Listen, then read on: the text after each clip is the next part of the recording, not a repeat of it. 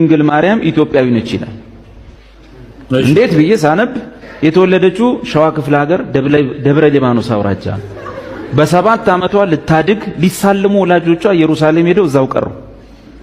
ታዲያ እዛ ምን ወሰዳት እንዳንል ማለት ነው። እንዲህ እየፈጠረም ምን ጽፏል። ከዛ በኋላ ልጇን ደግሞ ወልዳ ወደ ግብጽ ስትሰደድ ወደ ግብጽ ላይ ሆኖ ያማትባል ሕፃኑ ኢየሱስ። ልጄ ሆይ ወደዚህ ቦታ ምንድነው የምታማትበው? አይ ወደዚህ ኢትዮጵያ የምትባል ሀገር አለች፣ እዛ ሀገር ላይ ደጋግ መነኩሴዎች አሉ፣ አይ ይሄን ሀገር ልጎብኝ ብላ መጣች። አክሱም 3 ቀን ውላ አድራ ተጋብዛ ሄደች ይላል። የተጻፈ በቀይና በጥቁር ሰው የሚሰማው መጽሐፍ። አክሱም 3 ቀን ውላ አድራ ነው ሄደች ይላል። እኔ ትንሽ የከፋኝ ደብረ ሊባኖስ መታ ቤተሰቦቿን ሳትጠይቅ መሄዷ ነው።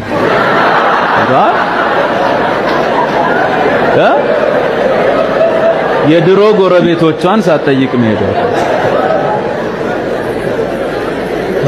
በፍርድ ቀን ሰው ምን እንደሚመልስ አላውቅም። ኢየሱስ ይመጣል፣ እዚህ ምድር ላይ ይረግጣል። በእግሮቹ ሲረግጥ የምትሳደቡ ማለት ክርስትናን የሰደባችሁ መስላችሁ ኢየሱስን አምላክ አይደለም ለማለት የምታላግጡ ካላችሁ በተለያየ ሃይማኖት ውስጥ ሆናችሁ ማለት ነው። ባጭሩ ኢየሱስ የእግዚአብሔር ልጅ አይደለም የምትል ሰው ኢየሱስ ግን ይሄን ምድር በእግሩ ሲረግጥ ያን ጊዜ ከሱ ጋር ትወያያላችሁ፣ ከሱ ጋር ትከራከራላችሁ። ነህ አይደለም የሚለውን ከኛ ጋር እኛ አቅም የለንም፣ እኛ ምስኪኖች ነን። እኛ ራሱ እሱ መጥቶ እንዲታደገን እየጠበቀን እንፈራችኋለን ሁላችሁንም። እና ግን ዲል የሚደረገው ውይይቱ የሚካሄደው በኢየሱስና በአንተ መካከል ይሆናል ማለት ነው። የዛን ጊዜ ተከራከሩ ከሱ ጋር። እሱ ነግሮን ነው ሄደው የእግዚአብሔር ልጅ ነኝ ብሏል፣ በግልጽ ነግሮናል። እኔ እርሱ ነኝ ብሏል። ከአብርሃም በፊት እኔ ያለሁ ብሏል።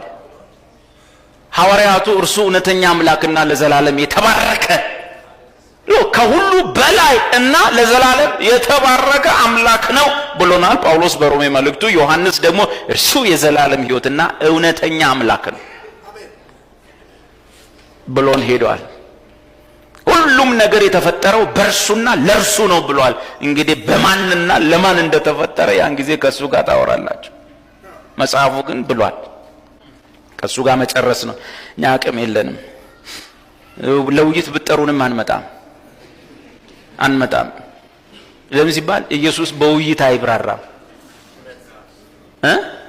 ኢየሱስ ይበራል እንጂ አይብራራም። መጽሐፍ ምን ይላል? እግዚአብሔር አምላክ ነው፣ ለኛም ተብራራለን። አገልጋያችን አብራራለን። እግዚአብሔርን አብራራው በደንብ። አሁን እግዚአብሔርን በላሁት በቃ እንዲህ ሙልጭ አወኩት ይባላል? እግዚአብሔር አይብራራም። ስላሴን እንዴት ታብራራለህ? በምን መሰለት ታሳያለህ? እሱ ራሱ ተናግሯል። እኔን በምን ምሳሌ ታስተያዩኛላችሁ? በምንስ ምሳሌ ትገልጡልኛላችሁ? እተካከለው ዘንድ በማን መሰላችሁኝ ይላል ቅዱሱ። ስለዚህ እግዚአብሔር አምላክ ነው፣ ለኛም በራልን ነው የሚለው። እኛም በርቶልን ነው። ቢብራራልን ኖሮ እናብራራ ነበረ። በማብራራት አይበራም። እሱ ሲበራ ነው እንግዲህ የሚበራው እሱ